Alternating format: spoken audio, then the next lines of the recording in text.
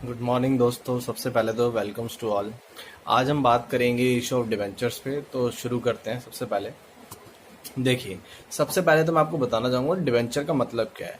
तो देखिए, मैं आपको बताना चाहता हूँ कि कंपनी को जनरली फंड की आवश्यकता होती है। कंपनी को बार बार फंड की आवश्यकता बीच में पड़ती रहती है, but company her bar share issue नहीं कर सकती। तो कंपनी लोन का ऑप्शन चुनती है। अब लोन दो प्रकार के हैं, या तो वो बैंक से लोन ले या फिर वो पब्लिक से लोन ले। अगर कंपनी पब्लिक से लोन लेती है तो कंपनी पब्लिक को बदले में एक सर्टिफिकेट इशू करती है जिसको हम बोलते हैं डिबेंचर सर्टिफिकेट। और जितना भी लोन पब्लिक से लेती है उनको छोटी छोटी यूनिट्स में डिवाइड करते हैं, यूनिट्स को बोलते हैं डिबेंचर। तो बेसिकली डिबेंचर क्या है? Debenture it is a kind of loan, और जो कंपनी उनको बदले में डिबेंचर लेने के देती है उसको डिबेंचर सर्टिफिकेट बोलते हैं। उसके ऊपर लिखा होता है कि ये डिबेंचर कितने रुपए फेस वैल्यू का है, यानी कितने रुपए का है। उसके ऊपर उनका नेम लिखा होता है, लाइक 9% डिबेंचर, 10% डिबेंचर। ये 9% डिबेंचर, 10% डिबेंचर डिबेंचर का नेम है।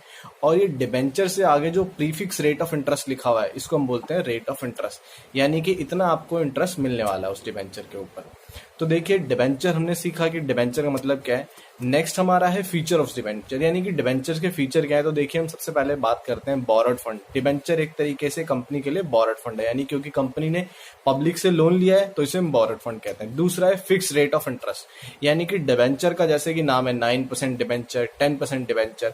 तो ये जो रेट ऑफ इंटरेस्ट है ये फिक्स्ड है, यानी कंपनी आपको ईयरली है। हम कौन, यानी कि जिन लोगों से भी कंपनी ने डिबेंचर्स के रूप में लोन ले रखा है तो वो डिबेंचर होल्डर हुए कंपनी के लिए, और उनको कंपनी साल के एंड में 9%, 10% जो भी रेट ऑफ इंटरेस्ट तय किया गया है वो इंटरेस्ट पूरे एंड में पे करेगी। इट मे बी पॉसिबल कि ये हाफ ईयरली हो, 6-6 महीने का इंटरेस्ट कंपनी 2 बार पॉसिबल हो सकता है कि पे कर दे। उसके हम बात करते हैं आगे सिक्योरिटी। तो देखिए, एक नेक्स्ट है कि डिबेंचर सिक्योर होते हैं। सम टाइम डिबेंचर्स के अगेंस्ट सिक्योरिटी भी रखती है कंपनी। नेक्स्ट है रिडीमेबल, यानी कि डिबेंचर रिडीमेबल होते हैं। इरिडीमेबल डिबेंचर अब कंपनी इशू नहीं कर सकती। एक जमाने में पहले कंपनी इरिडीमेबल डिबेंचर भी इशू कर सकती थी, बट अब उनका ऑप्शन नहीं है। रिडीमेबल का मतलब क्या होता है? जिस प्रकार अगर हम बैंक में एफडी कराते हैं, सपोज कीजिए मैंने 1 लाख रुपए की एफडी कराई आज, तो मैंने 1 लाख रुपए बैंक में जाके जमा करा दिए। बैंक ने बदले मुझे एक एफडी का डॉक्यूमेंट बना के दे दिया, पेपर पे वो लिखा होता है कि आपने इतना पैसा जमा करा दिया इतने दिन के लिए। तो जब सपोज कीजिए मैंने 1 साल के लिए कराया, तो 1 साल बाद जब मैं डॉक्यूमेंट, एफडी का जो डॉक्यूमेंट है, इसको लेके जाऊंगा बैंक को, वापस करूंगा और बैंक मुझे पैसा वापस दे देगा। तो ये जो लास्ट में, यानी कि 1 साल बाद जो दिन है जिसको हम बोलते हैं डेट ऑफ मैच्योरिटी, एफडी के केस में हम बोलते हैं डेट ऑफ मैच्योरिटी, उसी के तरह डिबेंचर के केस में बोलते हैं रिडम्पशन, डेट ऑफ रिडम्पशन। यानी उस दिन आप, यानी कि डिबेंचर होल्डर अपना डिबेंचर सर्टिफिकेट कंपनी के पास लेके जाएंगे और कंपनी डिबेंचर सर्टिफिकेट लेकर डिबेंचर होल्डर को उनका लोन, जो भी डिबेंचर का अमाउंट है, वो वापस कर देगी। नेक्स्ट हमारा वोटिंग राइट्स। डिबेंचर्स को वोटिंग राइट नहीं होते। कंपनी के किसी भी काम के अंदर वो वोट नहीं दे सकते। ठीक है जी, तो आगे चलते हैं। आगे हम बात करते हैं डिबेंचर को इशू करने का प्रोसेस क्या है। तो सिंपल सी बात है, मैंने आपको पहले ही बताया अभी कि देखिए डिबेंचर कैसे इशू होते हैं। कंपनी जितना भी लोन लेती है लोगों से, उनके बदले में उनको एक सर्टिफिकेट इशू करते हैं जिसको बोलते हैं डिबेंचर सर्टिफिकेट। और प्रोसेस क्या है? ये एक पूरा प्रोसेस है। सबसे पहले प्रोसेस के अंदर कंपनी एक प्रोस्पेक्टस इशू करती है। उस प्रोस्पेक्टस के अंदर जिस टाइप के कंपनी डिबेंचर इशू कर रहे हैं, कितना रेट ऑफ इंटरेस्ट है, क्या प्राइस है, ये सारी जानकारी डिवेंचर, यानी कि इशू करने से पहले ये सारी जानकारी है वो प्रोस्पेक्टस के द्वारा आपको बताने की कोशिश करती है और प्रोस्पेक्टस को इशू करती है। नेक्स्ट स्टेप है, यानी प्रोस्पेक्टस इशू करने के बाद कंपनी एप्लीकेशंस रिसीव करती है, यानी जो जो व्यक्ति कंपनी के डिवेंचर लेने के इच्छुक हैं वो उनको अप्लाई करते हैं और कंपनी के एप्लीकेशन फॉर्म्स को भरते हैं। उसके बाद कंपनी उन सारे एप्लीकेशन फॉर्म में से जिनको सेलेक्ट करती है, एक अलॉटमेंट लिस्ट बनाती है और उन सबको अलॉटमेंट लेटर भेजती है। तो ये एक प्रोसेस है जिसके द्वारा कंपनी डिबेंचर्स को इशू करती है। नेक्स्ट है हमारा, देखिए, टाइप्स ऑफ डिबेंचर, यानी डिबेंचर्स कितने प्रकार के हैं। तो यहाँ पर 5 तरीके से अलग अलग तरह के डिबेंचर्स होते हैं। पहला है सिक्योरिटी के रूप में। पहला सिक्योर्ड और अनसिक्योर्ड, यानी कि सिक्योरिटी के बेसिस पर डिबेंचर 2 टाइप के हैं। एक का नाम है सिक्योर्ड और एक अनसिक्योर्ड। सिक्योर्ड मतलब जिनके अगेंस्ट कंपनी ने कुछ गिरवी रखा हुआ है, अनसिक्योर्ड जिनके अगेंस्ट कंपनी ने कुछ गिरवी नहीं रखा हुआ। फिर रिडम्पशन के बेसिस पर है रिडम्पशन डिबेंचर और नॉन रिडीमेबल। रिडीमेबल यानी ऐसे डिबेंचर जो कि एक फिक्स्ड पीरियड ऑफ टाइम के बाद कंपनी वापस ले लेगी और डिबेंचर होल्डर को उनका पैसा दे देगी। इररिडीमेबल जिसके अंदर कंपनी डिबेंचर होल्डर को वापस उनका पैसा नहीं देगी बल्कि इंटरेस्ट देती जाएगी। बट ये वाले डिबेंचर अब कंपनी इशू नहीं कर सकती। रिकॉर्ड्स के बेसिस पर देखिए रजिस्टर्ड डिबेंचर और बियरर डिबेंचर। रजिस्टर्ड डिबेंचर यानी कि कंपनी ने जो अपने पास डॉक्यूमेंट यानी कि मेंटेन कर रखे हैं उसके अंदर जितने भी डिबेंचर होल्डर्स का नाम है उनको बोलते हैं रजिस्टर्ड डिबेंचर्स। बियरर डिबेंचर यानी कि at the time right now debentures किसके पास है उसको बोलते हैं बियरर डिबेंचर। उसके बाद बात करते हैं कन्वर्टिबल डिबेंचर।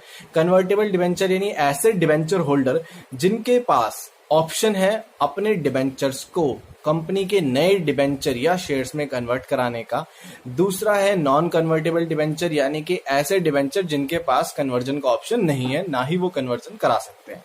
नेक्स्ट है प्रायोरिटी के बेसिस पर दो टाइप के डिबेंचर है, एक फर्स्ट डिबेंचर और एक सेकंड डिबेंचर। फर्स्ट डिबेंचर यानी जिनको रिडम्पशन पहले दी जाएगी, इंटरेस्ट पहले दिया जाएगा। सेकंड डिबेंचर जिनको फर्स्ट डिबेंचर के बाद दिया जाएगा। इसके आगे हम चलते हैं तो देखिए डिबेंचर को हम अनेक प्रकार से इशू कर सकते हैं, जिसमें से पहला है आपको तो डिबेंचर इशू फॉर कैश यानी कि कंपनी कैश के अगेंस्ट डिबेंचर को इशू करते हैं, डिबेंचर इशू करेगी और बदले में आपसे कैश ले लेगी। नेक्स्ट है debenture issue other than cash यानी कि कंपनी कैश के अलावा डिबेंचर्स को इशू करें। क्यों? कंपनी कई बार लोगों से मशीनरी खरीदती है, कोई एसेट खरीदती है, तो उस टाइम कंपनी पैसे ना दे करके उनको डिबेंचर दे देती है। नेक्स्ट है debenture issue as a collateral security. Collateral security मतलब कंपनी बैंक से लोन लेती है और बैंक को एज ए सिक्योरिटी के रूप में डिबेंचर को गिरवी रखाती है, कलेक्टरल के रूप में रखवाती है। अब देखिए डिबेंचर को कंपनी तीन प्रकार से इशू कर सकती है। पहला यानी कि देखिए इसको समझाने से पहले आपको एक टर्म बताता हूं, एक का नाम है फेस वैल्यू। तो देखिए फेस वैल्यू क्या है? फेस वैल्यू एक ऐसी वैल्यू है जो कंपनी खुद डिसाइड करती है अपने एसेट्स और लायबिलिटी के बेसिस पे कि हमारे डिबेंचर की वैल्यू कितनी होगी। नेक्स्ट है इशू प्राइस।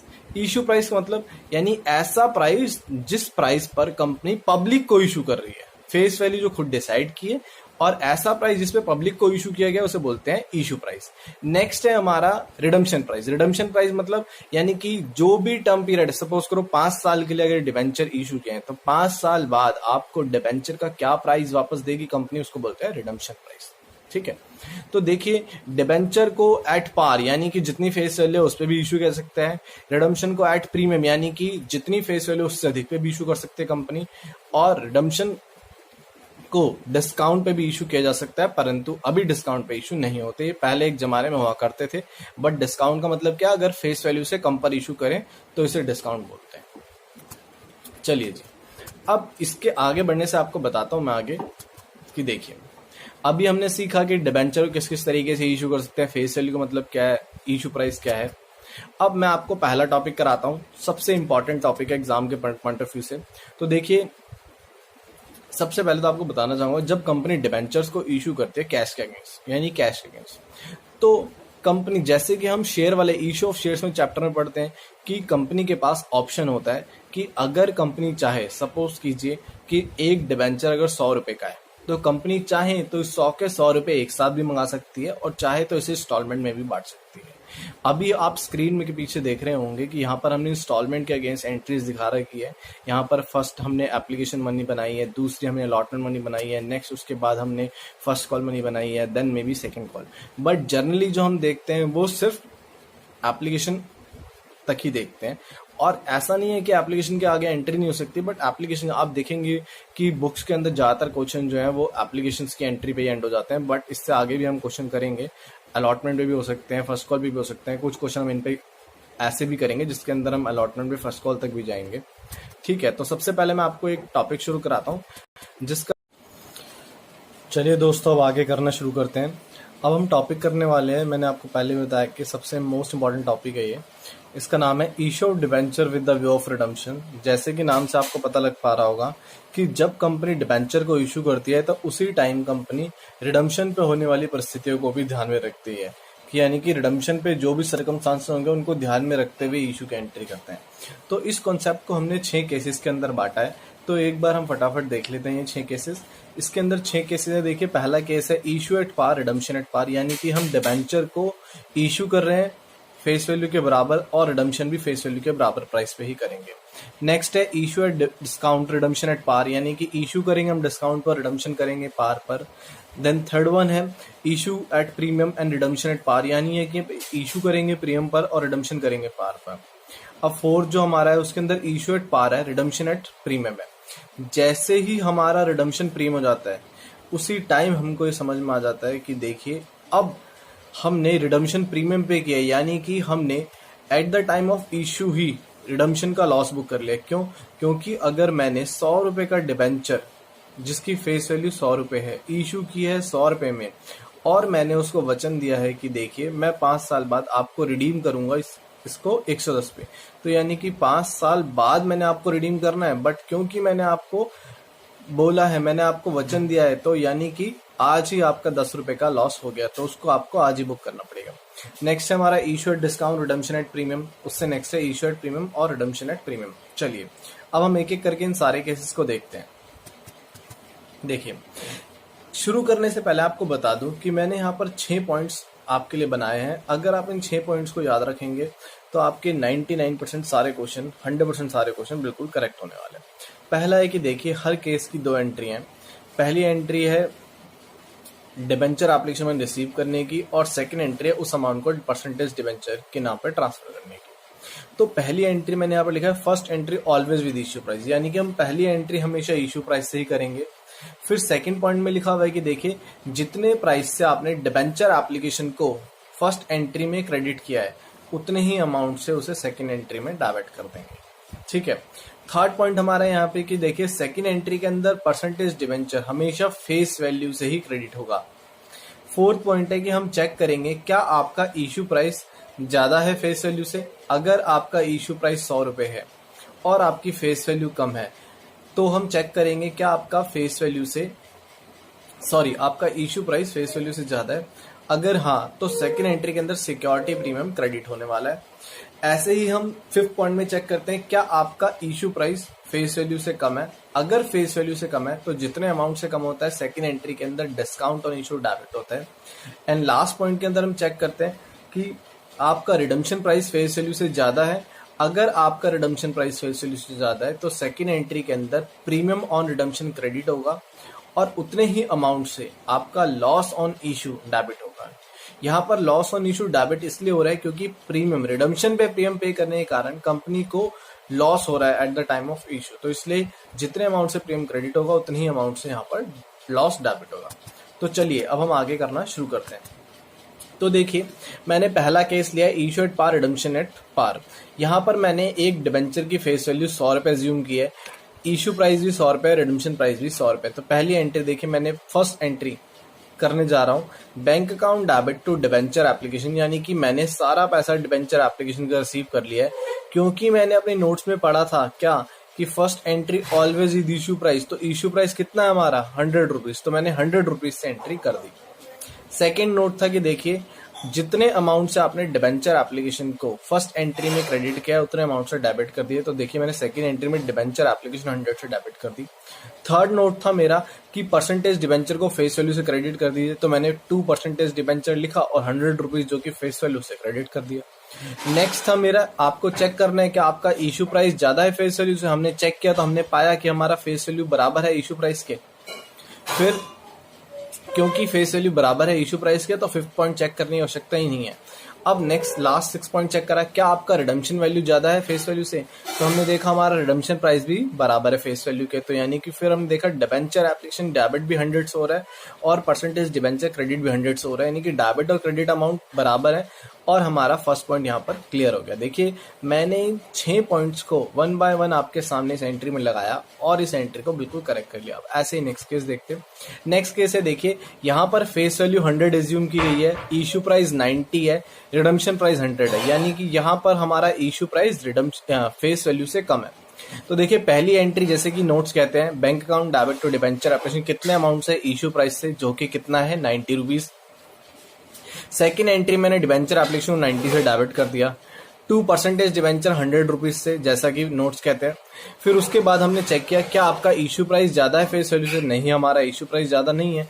फिर हमने चेक किया क्या आपका इशू प्राइस कम है, हाँ जी हमारा इशू प्राइस कम है, कितने रुपए से कम है 10 रुपए से, तो 10 रुपए से मैंने discount on issue of debenture debit कर दिया सेकेंड एंट्री में। ठीक है जी। अब उसके बाद नेक्स्ट पॉइंट चेक किया मैंने क्या आपका रिडम्पशन प्राइस ज्यादा है फेस वैल्यू से, तो मैंने देखा रिडम्पशन प्राइस भी 100 है, फेस वैल्यू भी 100 है, तो यानी कि यहाँ पर और कुछ करने की आवश्यकता नहीं है। तो देखिए हमारी एंट्री, सेकंड एंट्री में दोबारा से 100 डेबिट 100 क्रेडिट हो चुका है, तो यानी ये केस भी समाप्त हो गया। अब नेक्स्ट पे चलते हैं। थर्ड केस है, देखिए यहाँ पर हमने इशू प्राइस 110 माना है, रिडम्पशन प्राइस 100 माना है। तो एज पर द नोट्स, जैसे कि हमने पहले किया, bank account debit to debenture application always with issue price. Issue price कितना है? 110 रुपए।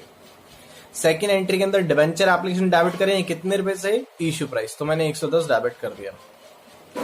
2% डिबेंचर, जैसे कि सभी बच्चे जानते हैं कि कितने से करेंगे? फेस वैल्यू से, तो मैंने फेस वैल्यू लिखा और कितना है? 100 रुपीज।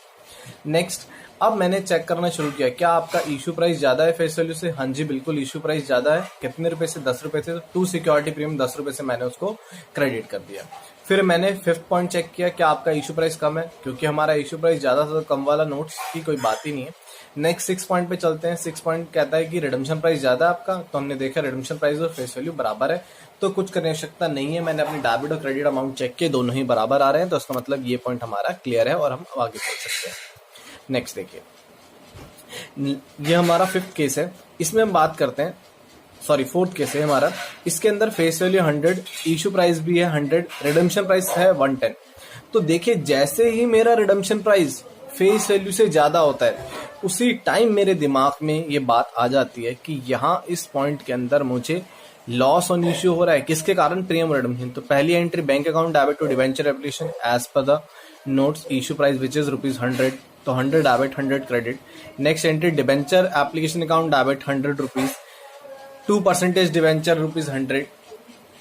अब क्योंकि हमने चेक करना शुरू किया, आपका इशू प्राइस ज्यादा है? नहीं। आपका इशू प्राइस कम है? नहीं। आपका रिडम्पशन प्राइस ज्यादा है? बिल्कुल। कितने रुपए से? 10 रुपए से। तो 2 प्रीमियम रिडम्पशन 10 रुपए से क्रेडिट हुआ और 10 से ही डेबिट हुआ लॉस ऑन इशू। ठीक है जी। अब इसी के साथ नेक्स्ट पे चलते हैं। नेक्स्ट हमारा देखिए, नेक्स्ट पॉइंट देखते हैं। नेक्स्ट हमारा इशू प्राइस हमारा 100 है। यहाँ पर इस स्लाइड में थोड़ा गड़बड़ हो गया। इशू प्राइस आपका 100 है, सॉरी, फेस वैल्यू आपका 100 रुपीज है और इशू प्राइस 90 है, रिडम्पशन प्राइस 110 है। ठीक है जी। दोबारा से बताता हूं, यहां पर इस स्लाइड के अंदर ये केस है हमारा, इशू प्राइस 90 रुपीज है, रिडम्पशन प्राइस 110 है और आपकी फेस वैल्यू 100 है। फेस वैल्यू ऑलवेज 100 है। ठीक है जी। तो पहली entry, bank account debit to debenture application, कितने अमाउंट से? Issue price which is 90 debit 90 credit. First entry हमेशा ही यही होने वाली है, इसके अंदर ना कोई डेबिट एक्स्ट्रा होगा ना कोई क्रेडिट एक्स्ट्रा होगा, ऑलवेज इज इशू प्राइस और bank account debit to debenture application. फिर नेक्स्ट देखिए, नेक्स्ट एंट्री डिबेंचर एप्लीकेशन, जो कि 90 से पहले क्रेडिट होती है उतनी डेबिट हो गई। 2% डिबेंचर, फेस वैल्यू से क्रेडिट होगी तो फेस वैल्यू से क्रेडिट हो गई। अब हमने चेक किया, क्या आपका इशू प्राइस कम है? हाँ जी कम है। कितने से? 10 रुपए से। तो मैंने आप लिखा डिस्काउंट ऑन इशू 10 रुपए डेबिट कर दिया। फिर मैंने चेक किया कि आपका रिडम्पशन प्राइस ज्यादा है। हाँ जी रिडम्पशन प्राइस ज्यादा है, कितना? 10 रुपए। तो मैंने प्रीमियम रिडम्पशन 10 रुपए से क्रेडिट कर दिया और जितना प्रीमियम रिडम्पशन है उतना ही लॉस ऑन इशू भी डेबिट किया 100 रुपीज। ठीक है। अब हमारा लास्ट केस है। लास्ट केस के अंदर देखिए हमारा, इसके अंदर भी फेस वैल्यू कितना है? इसके अंदर फेस वैल्यू 100 है, इशू प्राइस 110 रुपए है, रिडम्पशन प्राइस भी 110 रुपए है। तो पहली एंट्री है bank account debit to debenture application 110। Second entry के अंदर डिबेंचर एप्लीकेशन डेबिट और 110 से, परसेंटेज डिबेंचर हो रहा है 100 से। चेक करना शुरू करेंगे। पहला, क्या आपका इशू प्राइस ज्यादा है? हाँ जी ज्यादा है। कितने रुपए से? 10 रुपए से। तो सेकंड एंट्री के अंदर 2 सिक्योरिटी प्रीमियम आ गया, कितने से? 10 रुपए से। चेक करेंगे अब, क्या आपका रिडम्पशन प्राइस ज्यादा है? हाँ जी कितना? 10 रुपए से। तो 2 प्रीमियम रिडम्पशन 10 रुपए और जितना प्रीमियम है उतना ही लॉस डेबिट हो गया। इसी के साथ हमारे 6 केस खत्म होते हैं। अब आपको इससे रिलेटेड क्वेश्चंस करने, अगर कोई